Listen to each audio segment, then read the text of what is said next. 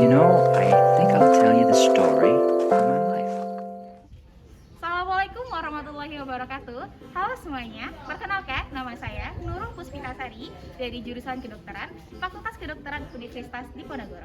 Sudah hampir 45 hari, saya dan bersama teman-teman melakukan KKN di Kelurahan Krapyak, Kecamatan Semarang Barat, tepatnya berada di RW 1. Untuk KKN sendiri, kita sudah melakukan beberapa banyak hal. Penasaran? Yuk kita lihat kegiatan kita belakangan ini ngapain aja.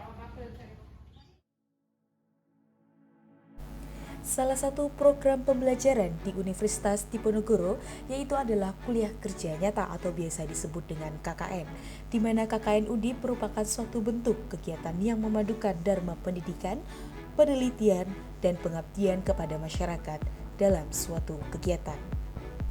Kelurahan Krapyak merupakan kelurahan yang terletak di Kecamatan Semarang Barat, Kota Semarang, Provinsi Jawa Tengah. Luas wilayah Kelurahan Krapyak adalah 119 hektar. Pada bulan Desember tahun 2021, jumlah penduduk Kelurahan Krapyak mencapai 7.102 orang. Pada tahun ini, KKN Undip mengangkat tema yang berjudul Pemberdayaan Masyarakat Berbasis Sustainable Development Goals atau SDGs, pencegahan penyalahgunaan narkoba, dan juga pencegahan stunting. Kelurahan Krapyak terdiri atas 9 rukun warga dan 46 rukun tetangga. Untuk kegiatan KKN yang dilaksanakan pada Kelurahan Krapyak dibagi menjadi 3 wilayah RW, yaitu RW 1, RW 3, dan RW 7. Khususnya pada RW 1 terdiri atas 6 rukun tetangga, di mana RW 1 memiliki julukan terhadap RW-nya sendiri yang disebut dengan Kampung Tematik Toga ataupun Tanaman Obat Keluarga, di mana warga ataupun masyarakat yang tinggal di RW 1 setiap rumahnya memiliki tanaman toga yang dapat dimanfaatkan ke dalam kehidupan sehari-hari.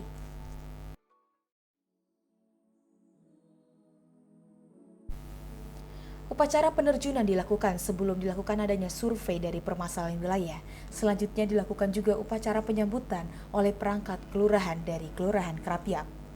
Setelah itu dibagi beberapa kelompok dan juga kami mendapati menjadi wilayah RW 1, di mana RW 1 itu memiliki beberapa masalah yang cukup menjadi mencolok bagi kami, di mana adanya kampung toga yang sudah lama mati ataupun vakum yang disebabkan oleh pandemi COVID. Dari sini kami melihat bahwa Kampung Toga memiliki potensi yang baik untuk dihidupkan kembali. Maka dari itu kami berdiskusi dengan sekretaris lurah, dengan perangkat lurah, dan juga kepada warga, masyarakat, dan perangkat RW untuk kembali menghidupkan Taman Toga, dan juga kita membangun taman yang baru yaitu berupa tanaman organik yang terletak di bagian belakang dari RW 1, di mana memiliki adanya lahan kosong.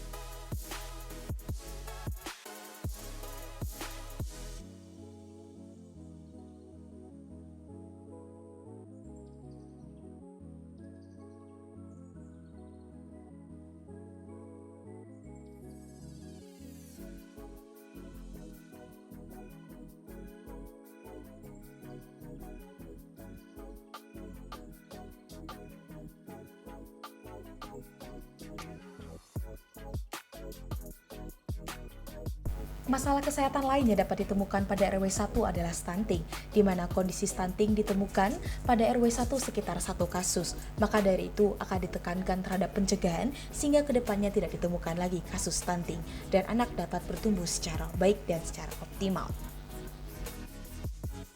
Selama pandemi COVID-19, warga RW 01 memiliki kesadaran yang kurang mengenai untuk rutinnya melakukan pemeriksaan penyakit tidak menular seperti kadar gula darah, kolesterol, dan asam urat. Ditakutkan apabila mereka tidak memiliki kesadaran yang baik, akan timbul komplikasi-komplikasi yang dapat menyebabkan kematian dan penyakit yang cukup berat di masa yang akan datang. Potensi wilayah RW 01 Kelurahan Krapyak adalah julukannya sendiri berupa kampung tematik toga ataupun tanaman obat keluarga, di mana setiap rumah terlihat memiliki tanaman obat yang dapat dimanfaatkan dalam kehidupannya sehari-hari. Pada RT 04 juga sudah ditemukan adanya taman toga, namun sudah vakum karena disebabkan oleh pandemi COVID-19. Maka dari itu, kami bersama dengan masyarakat ingin kembali menghidupkan Taman Toga ini karena masyarakat setempat juga memiliki keinginan dan antusias yang tinggi untuk diberdaya kembali.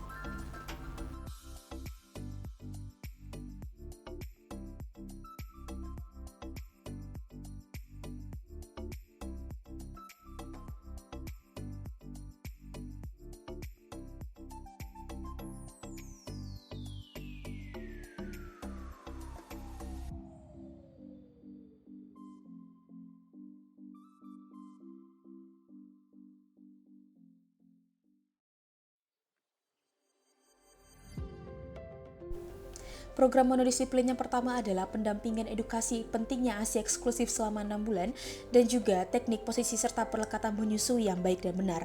Kegiatan edukasi diberikan kepada 6 kader posyandu dan juga kepada ibu hamil, balita dan ibu-ibu yang hadir pada posyandu tersebut. Setelah pemberian edukasi dilakukan pemeriksaan kepada anak-anak dan balita yang hadir berupa pemeriksaan berat badan ataupun panjang badan, tinggi badan, lingkar kepala dan lingkar lengan atas untuk mengetahui status gizi pada anak tersebut.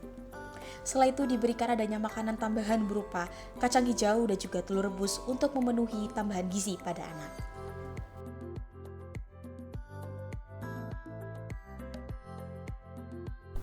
Program monodisiplin kedua adalah melakukan edukasi mengenai pentingnya deteksi dini penyakit tidak menular dan juga melakukan pemeriksaan terhadap kadar gula darah sewaktu, kadar kolesterol, dan kadar asam urat. Edukasi diberikan kepada beberapa kader dari Posbindu dan juga Posyandu lansia, serta edukasi diberikan kepada masyarakat yang hadir dan juga melakukan pemeriksaan. Pada kegiatan edukasi disampaikan mengenai kadar normal dari hasil masing-masing pemeriksaan dan juga komplikasi apabila kadar tersebut tidak normal.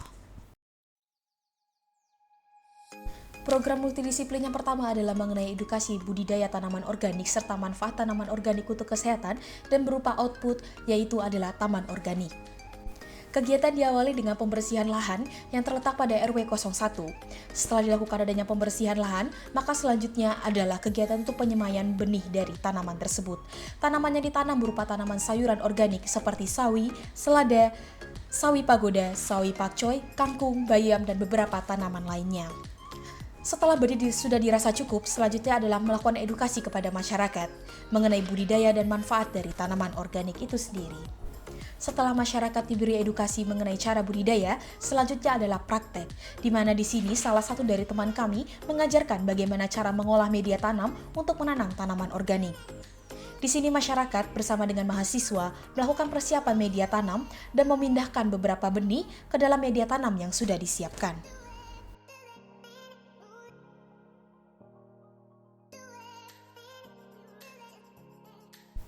Guna memanfaatkan sampah berupa botol mineral, mahasiswa dan masyarakat melakukan pengolahan dari limbah tersebut dengan membuat dari botol air mineral menjadi pot tanaman organik yang dapat bermanfaat bagi taman tersebut. Di mana pembuatan pot ini dilakukan di salah satu rumah warga dan selanjutnya akan dimasukkan media tanam ke dalamnya dan akan dipindahkan benih tersebut ke dalam pot-pot yang sudah disiapkan berasal dari botol air mineral. Agar taman organik semakin cantik dan lebih menarik lagi, mahasiswa melakukan pengecatan terhadap taman tersebut. Pengecatan dilakukan dengan adanya beberapa warna seperti merah, biru, kuning, dan hijau. Pengecatan dilakukan kepada bagian dinding dari taman tersebut, dicat dengan warna yang berselang-seling, dan tak lupa pula kita mengecat pada bagian bibir sumur, kita melukis beberapa gambar sehingga taman tersebut menjadi lebih menarik lagi.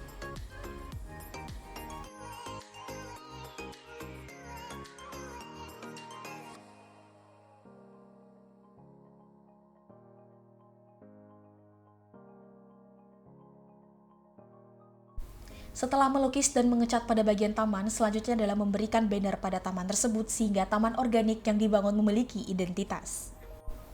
Selanjutnya tanamannya sudah disiapkan bersama dengan masyarakat, akan disusun di taman tersebut. Disusun berdasarkan jenis sehingga agar memudahkan masyarakat untuk memilah tanamannya. Dan kita melengkapi juga dengan sistem pengairan yang dihubungkan dengan sumur yang terletak pada taman tersebut.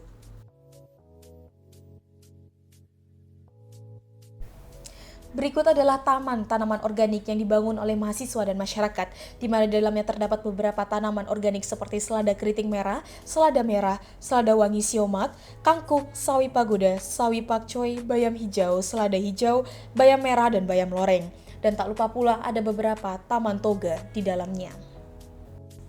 Tanaman obat keluarga yang ditemukan pada taman tersebut adalah bunga telang, stevia, kayu putih, pule, kemangi, jagung manis, kalela cinato, ketumbar, dan bidara Arab.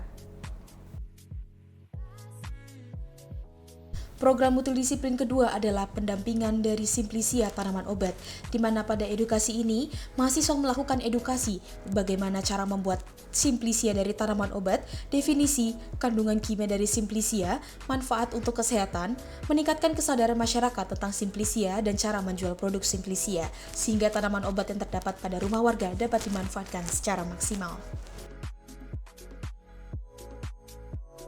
Program tambahan yang diikuti antara lain ada edukasi pembuatan pupuk ekoenzim, edukasi memilah dari berita hoax, edukasi budidaya tanaman obat keluarga, edukasi aplikasi Sideno, edukasi pembuatan sabun dan lilin dari minyak jelantah, forum pospaut Kecamatan Semarang Barat, perayaan 17 Agustus di RW 01, PJN yang dilakukan di setiap RW-nya, senam sehat RW 01 Kelurahan Krapyak, kerja bakti kawasan kantor kelurahan, pos bindu dan vaksinasi, kegiatan mengajar di PAUD Tunas Mekar, kegiatan donor darah yang dilaksanakan oleh PMI, kegiatan mengecat kantor kelurahan, Jalan Sehat RW 04, kegiatan Jumat Berkah Kelurahan Krapyak, dan membuka stand makanan serta minuman di Bazar Kelurahan Krapyak dalam rangka menyambut 17 Agustus. Assalamualaikum warahmatullahi wabarakatuh. Ya, perkenalkan saya Dewi, saya Ketua RW di RW 1 Kelurahan Krapyak. Ini yang tempat anak-anak dari Universitas Diponegoro makan. Ya, alhamdulillah kesannya anak-anak cukup baik, cukup membantu. Lainnya hal-hal yang kurang baik di sini, ya istilahnya ada yang belum dibuat, itu terbantu oleh mereka. Dan ada pelatihan-pelatihan yang sangat membantu untuk ibu-ibu PKK RW 1 khususnya. Seperti itu. Untuk pesannya sih ya, semoga ilmu yang didapat, ilmu yang disalurkan ini tetap dipertahankan, bahkan dikembangkan untuk kemaslahatan masyarakat yang lebih banyak lagi, lebih luas lagi seperti ini. Sukses untuk semua tim KKN Undip, dan boleh kapan-kapan mampir main ke RW 1, selalu terbuka untuk kalian semua. Terima kasih. Assalamualaikum warahmatullahi wabarakatuh. Assalamualaikum warahmatullahi wabarakatuh.